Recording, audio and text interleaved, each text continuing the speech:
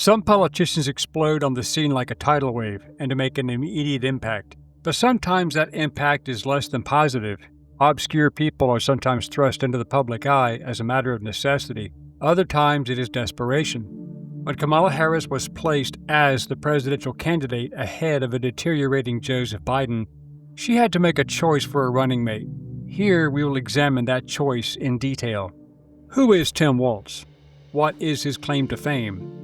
Why was he chosen as a VP running mate ahead of others? Why is he so controversial even today? Hello, I'm Colin Heaton, former history professor, Army and Marine Corps veteran, and welcome to this episode of Forgotten History.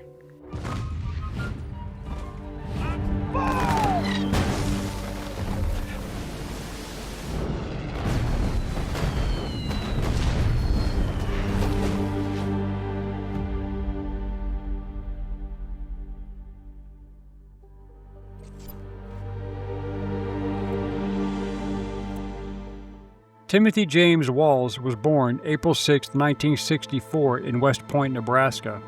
Walz and his three siblings grew up in Valentine, Nebraska.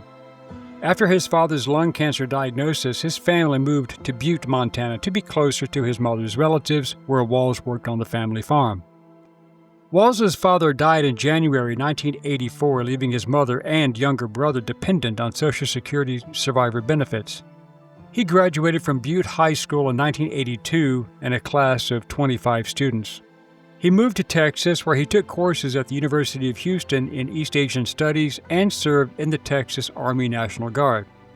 Then he went to Jonesboro in northeast Arkansas, where he built tanning beds in a factory and was an instructor in the Arkansas Army National Guard. He graduated from Chadron State College in Nebraska and accepted a one-year teaching position with World Teach at Foshan No. 1 High School in Guangdong, China. He went to teach in August 1989 following the Tiananmen Square protest and government crackdown that June.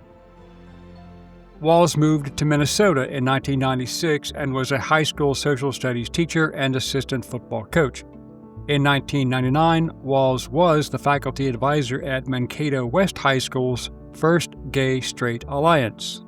For 9 years, he and his wife ran Educational Travel Adventures, which organized summer educational trips to China for high school students. Walz earned a Master of Science in Experiential Education from Minnesota State University, Mankato, in 2002, writing his master's thesis on Holocaust education. On February 10, 2005, Walz filed official documents to run for the U.S. House of Representatives, and his National Guard retirement paperwork was processed and finalized on May 16, 2005. In March 2006, he took a leave of absence from teaching to run for Congress. There were severe criticisms from those within his unit. On May 16, 2005, Walz quit, betraying his country, leaving the unit and its soldiers hanging, without its senior non-commissioned officer as the battalion prepared for war, was one criticism. From chaplain criticism, quote, "In our world, to drop out after a warning, meaning warning order, is issued is cowardly. Leaving the unit was irresponsible."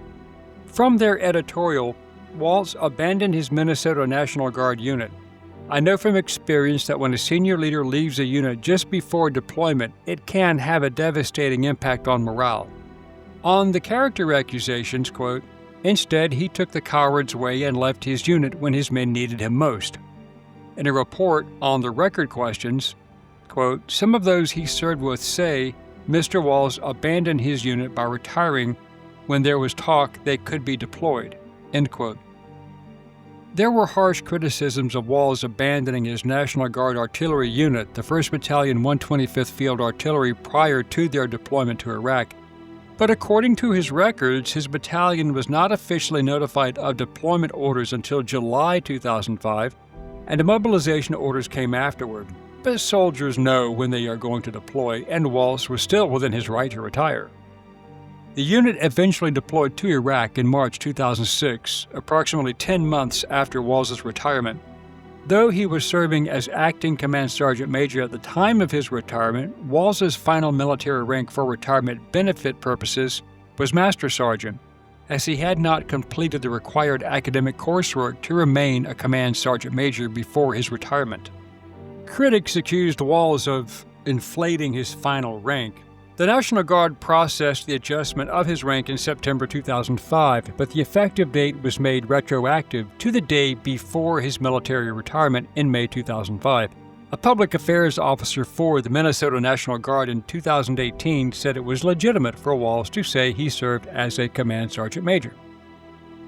A reference to Walz on his official campaign website as a retired command sergeant major was later updated to read he once served at the command sergeant major rank.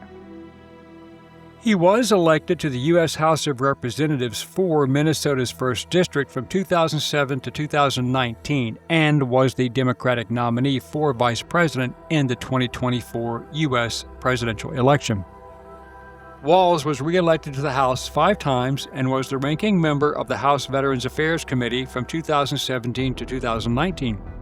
Although a liberal Democrat, he was considered bipartisan on many issues. During the 2008 financial crisis, Walz repeatedly spoke out against using taxpayer money to bail out financial institutions, and in late September, he voted against the $700 billion Troubled Asset Relief Program bill, which purchased troubled assets from these institutions. Walz released a statement after the bill's passage saying, "The bill we voted on today passes the buck when it comes to recouping the losses taxpayers might suffer. I also regret that this bill does not do enough to help average homeowners or provide sufficient oversight of Wall Street." In December 2008, Walz voted against the bill that offered $14 billion in government loans to bail out the country's large automobile manufacturers. In June 2009, he introduced a bipartisan resolution calling on the federal government to relinquish its temporary ownership interest in the General Motors Company and the Chrysler Group, LLC, as soon as possible, and he said that the government must not be involved in those companies' management decisions. In February 2008, Walz endorsed the candidacy of Barack Obama in the 2008 Democratic Party presidential primaries. During the Obama administration, he voted to advance the Affordable Care Act, or Obamacare, out of the House. Walz was a significant supporter of the Stock Act, which bans congressional insider trading. Well, we've seen how well that works. They have to police themselves. But Obama did sign it into law in April 2012. We now know that was failed legislation. In 2016, Walz voted to condemn UN Security Council Resolution 2334, which called the building of Israeli settlements in the occupied Palestinian territories a violation of international law. Walz was governor of Minnesota in 2018 and re-elected in 2022, holding office during the COVID-19 pandemic in Minnesota. During his first term, protests and riots related to the murder of George Floyd occurred. On May 26, 2020, the day after the death of George Floyd, Walz and Lieutenant Governor Peggy Flanagan demanded justice, jumping to a massive conclusion. This was when Walz pushed to eliminate cash bail and allowed criminals to simply walk out after being arrested. Even violent criminals walked, although he claimed that was not the intent. Walz and the Democrats used the media and inflamed the rhetoric of Black Lives Matter and see our video on them, and called the video of Minneapolis police officer Derek Chauvin kneeling on George Floyd's back disturbing. Walz elaborated, quote, "The lack of humanity in this disturbing video is sickening. We will get answers and seek justice," end quote. Walz is often considered the primary person responsible for misinformation, jury tampering, perjury by prosecution witnesses, including even in the police department, and the altered and withheld autopsy report in the Derek Chauvin case, which has since come to light. At no time did he cite Floyd's violent criminal history, nor did he reach out to any of Floyd's victims, including a woman who was pregnant at the time he robbed her at gunpoint. In response to ongoing riots in Minneapolis, Madaria Arenado, then the chief of the Minneapolis Police Department, asked the mayor, Jacob Fry, to get the National Guard in to help.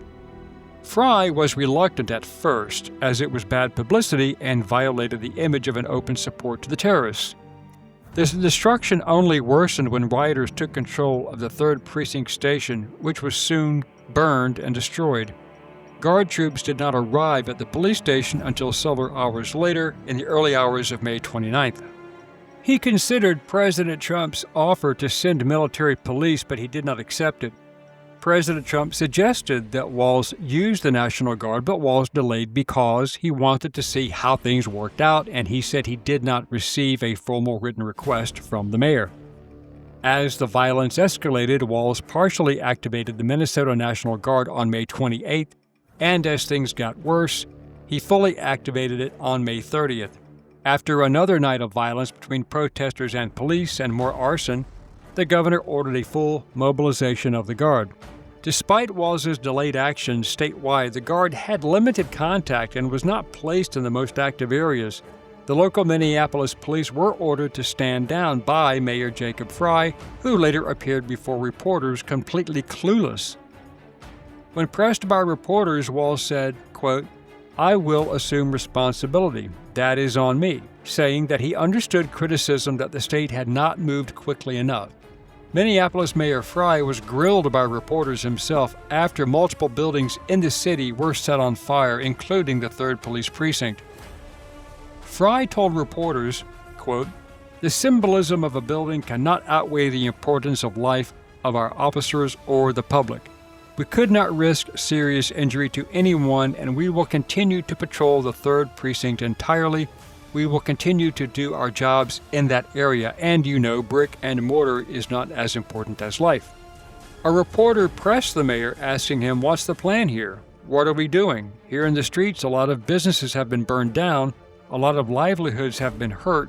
We've seen very little police out there, just in general, at the 3rd and throughout, and I'm just wondering what's the plan and who's in charge in this city." Frey excused the rioting and looting, saying, quote, "There's a lot of pain and anger right now in our city. I understand that our entire city recognizes that," end quote. Then after thinking about it, he added, "What we have seen over the past several hours and the past couple of nights in terms of looting is unacceptable. Our communities cannot and will not tolerate it." Frey did nothing to stop it. And again, Walz's delayed actions came under scrutiny, and he replied to a reporter, "I don't think the mayor knew what he was asking for," Walz said about Frey in an August 4th, 2020 press briefing. "I think the mayor said, 'I request the National Guard.' Phew, this is great. We're going to have massively trained troops? No, you're going to have 19-year-olds who are cooks." Trump had suggested deploying the National Guard, and when Walz did, his office said Trump had no impact on Walz's decision to deploy the Guard. An October 2020 report issued by Minnesota State Senate committees controlled by Republicans argued that if Walz had acted in a decisive manner by activating the Minnesota National Guard when requested, the riots would have been brought under control much faster. Walz did not want to deploy the Guard for several reasons. He was a tacit supporter of the BLM and Antifa rioters and terrorists. Deploying the Guard would have made his local law enforcement and city leaderships look very weak, which they were.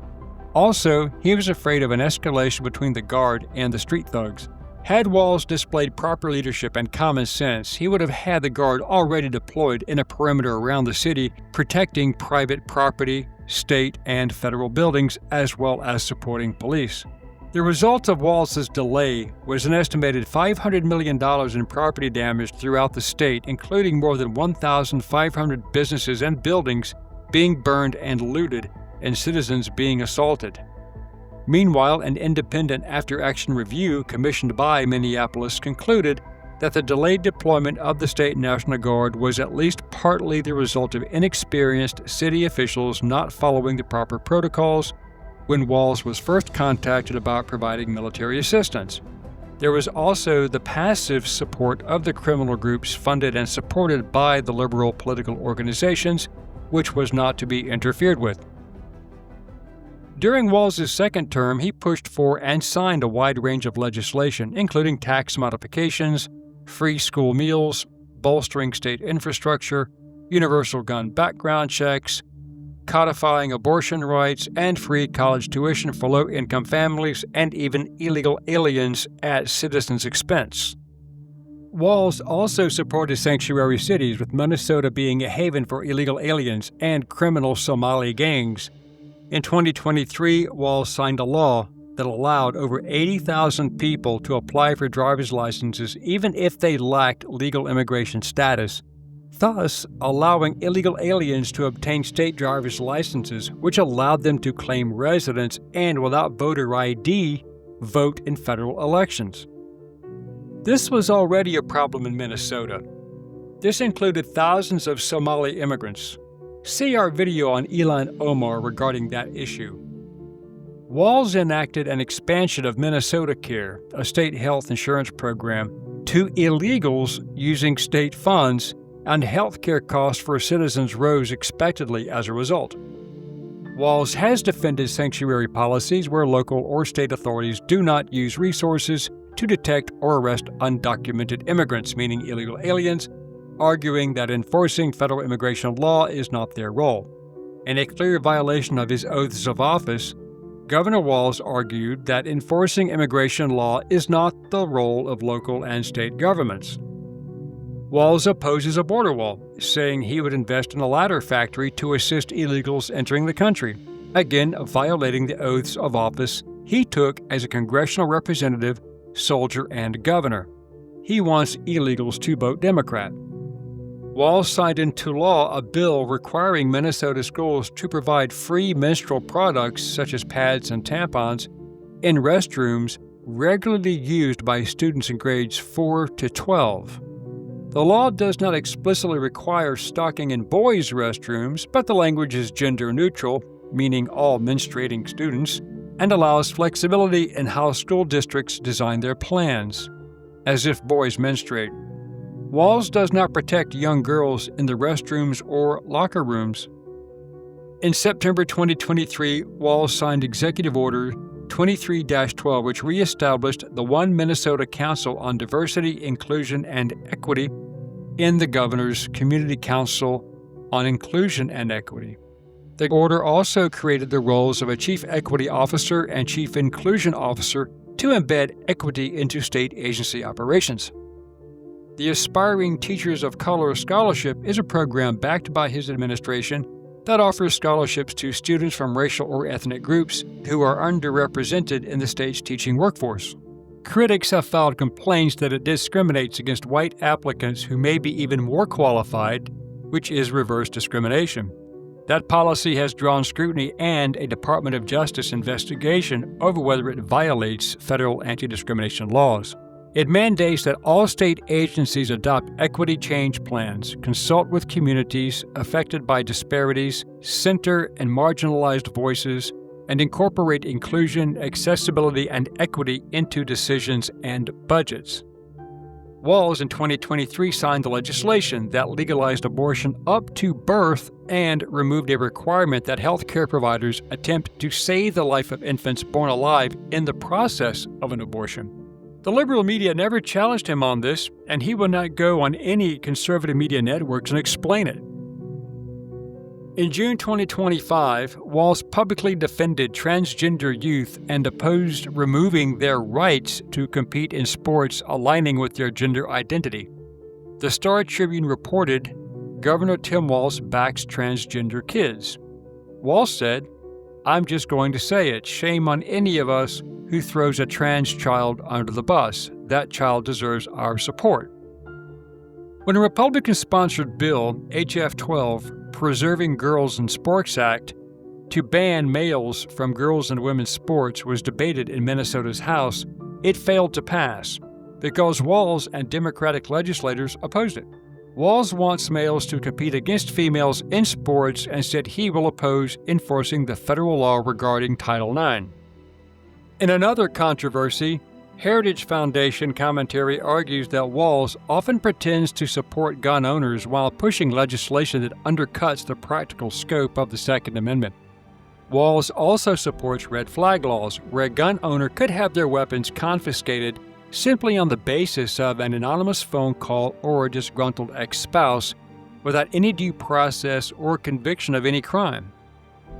After mass shootings, Walz capitalizes on these tragedies to push aggressive attacks on the Second Amendment before any public debate, failing to properly assess blame on the shooter by exploiting the tragedy.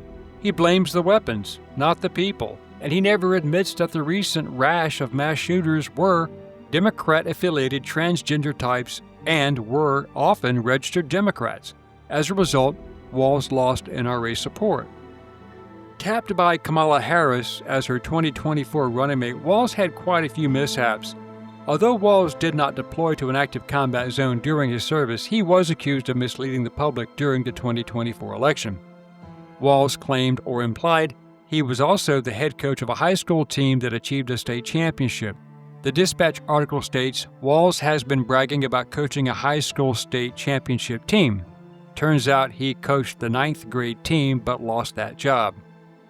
In fact, sources say the head coach during that championship was someone else, Rick Sutton, and Walz served as an assistant coach, mainly working with defensive players. He was simply one of several assistant coaches under Sutton. Walz was working primarily with the defensive players, the article stated. It continues, saying, in isolation, the exaggeration of Walz's coaching resume is pushed by his political allies and notably never corrected by the man himself. Those all appear to be misrepresentations or exaggerations based on current evidence. No credible source confirms that Walz formally held the title of head coach for the championship team or any team that he's sometimes credited with. During the campaign, Walz sponsored a fundraiser for George and Alex Soros as they raised money for liberal political groups. In the past, they had raised money and funded the domestic terrorist insurrections, as well as the elections of anti-constitutionalist and woke DAs, mayors, governors, and judges around the country. But since losing the election, Tim Walz announced that he was running for re-election in 2026, seeking a third term in the state's top office. Rumor has it he may join J.B. Pritzker and Gavin Newsom in the Democratic primary for the presidency in 2028. Please see our videos on Pritzker and Newsom. Do you think Tim Walz is a viable candidate to run the most powerful nation on earth? We let you decide. Thank you for watching this episode of Forgotten History. If you liked what you saw, please click like, share, and subscribe. And if you would like to assist with the ever-increasing cost of production, please consider becoming a channel member and joining our Patreon page.